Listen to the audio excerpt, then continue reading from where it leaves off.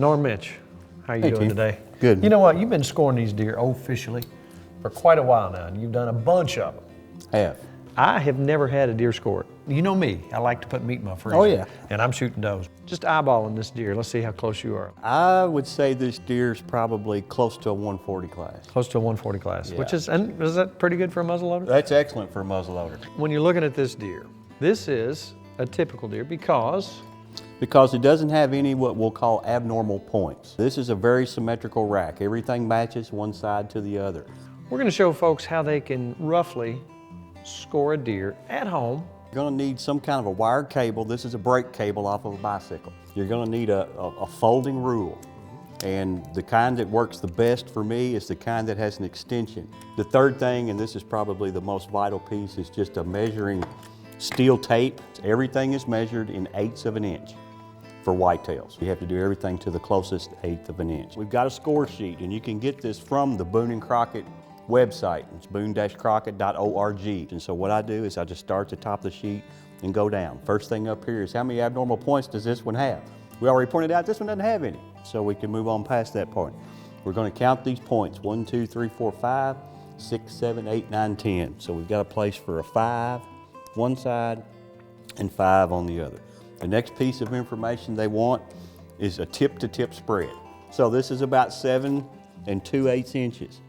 It will also ask for a greatest spread, which is what's the furthest antler piece on this side, where's the furthest distance on this side. It's almost always the main beam. Sometimes you'll have a kicker point that sticks out to one side or the other.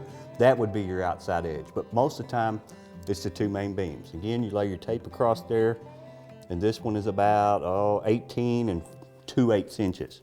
And now we'll get into the part, Tim, that starts adding to your score.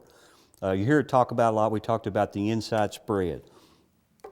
The wider it is, the better it tends to score. So we're looking for the widest point between the two main beams. Not the tines, but the main beam. And you just kind of feel And it you out. move it around, and you can tell, you can extend the ruler out to where you need to. 16 6/8 is your inside spread. Where you start taking your measurements is really important. A lot of people are confused about that. For the main beam, it's in a straight line with where their eye is, right at the tip of the burr. And you're going to stay on the outside edge of the antler as you come around.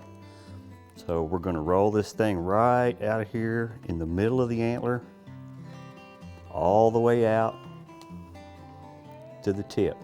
I use this ruler just to measure how long that's going to be. It's about 24 4/8 inches. To have a buck that's going to score well in Boone and Crocket, because the minimum to get in is a 160, you're going to have a deer that's got a main beam of, I would say, at least 22 inches, and the more the better. So we'll begin with measuring our tine lengths. This is a G1 and it corresponds on the sheet. I'm going to lay my tape across the antler like that, and as if it's not there, as if the point's missing. I'll go right in the middle at the very top edge of the beam out to the tip, and it's going to be 4 0/8 on that. Mark that down on my sheet. We're also, if you might want to hold this just a little bit, we're going to turn it to the side, makes it easier. We're going to do the same thing for the other 3 tines here. So I'm going to lay my tape across, pick a spot at the top of the main beam, right in the middle of the tine, measure it out to here, 7 inches. Remember that one. 7. Same thing right here. 9 2/8. So let's jot those down. I'm going to lay our tape on this last tine. This is a G 1, 2, 3, 4. Find the middle, run it right out to the tip. 6 0/8. Now, while I'm on this side, we're going to start for the circumference measurements that you talked about, just simply for speed. I'm going to take 4 of those measurements, always 4. We're going to look for the smallest place. So you can see right there that it looks like to be about 4 1/8, right there. Then I'm going to move between the first and the second point and do the same thing.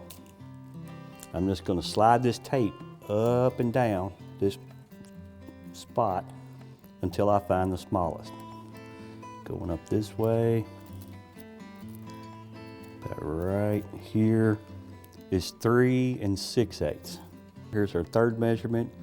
It's going to be right, I like you, I'll give you 1/8 of an inch because it's right in between. Thank you very much. 4 0/8 there, and the last one, gonna look up and down, but we are right at 3 3/8. One common thing that a lot of people do, we see a whole lot of 8-pointers. And what happens when you get ready to take this last measurement out here, you don't have a tine to go in between. There is no tine here in the 8-pointers, so you're going to measure from where the third point comes up out to the tip and go halfway on both. That way it gives you a pretty symmetrical measurement, and you're measuring about the same place on each antler because you don't have one to get between. All right, then we're going to do the exact same thing on the other side. So the lack of symmetry on each side takes away. Yeah, it takes away on the score. Some of these deer are absolutely gorgeous deer. They just don't match up well. Talk about green score and talk about the drying process. It has to officially dry for 60 days before you can do it, before you can actually have it measured and count. So a lot of people don't want to wait 2 months to find that out. So we do what's called a green score, which essentially means we're going to do it right now before it dries and before it shrinks. And what happens on deer racks is as they tend to dry out, the inside spread closes up a little bit, maybe an inch sometimes. And but after that point, it doesn't really close up anymore. It's dry and it's going to be where it is. That's why we don't take a green score and use it. So now we're at where you've made all the measurements. Then where do we go from there? It's essentially math, Tim. We're going to sit down and look at our score sheet, and we're going to compare right antler measurements to left antlers, and we're going to have a difference. In some cases, it won't be any different. You know, we said the main beam was exactly the same length. Add up the total inches here, the total inches there on the measurements, plus the inside spread, and then we're going to subtract the total deductions from each one. If let's, for example, if this is 10 inches and this is 9, we're going to take an inch off there, and then that will give you a net score. The total amount is the gross score, and then the differences between the tines winds up giving you a net score, and that, obviously the fewer differences you have, the better your score is going to come out. Now this guy is not going to make it, but I am curious to see what he makes. It grossed right at 137, which is excellent, and it netted about 135 with the 2 inches off that we had to subtract.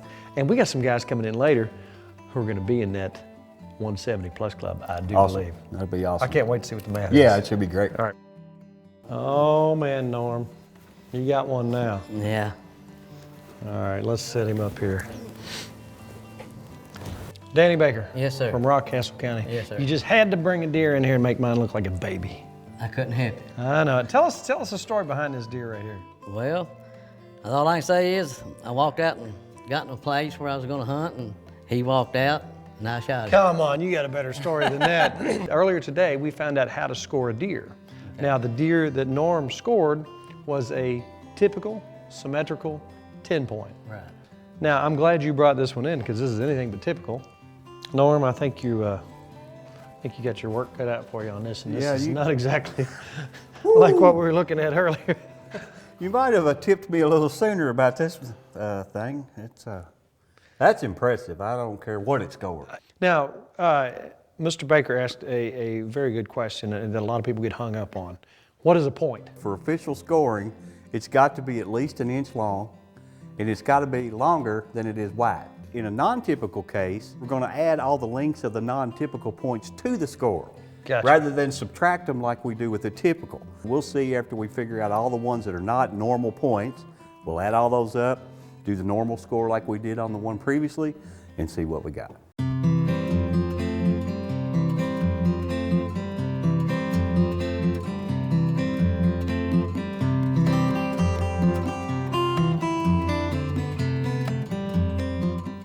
That deer missed it by 7/8 of an inch.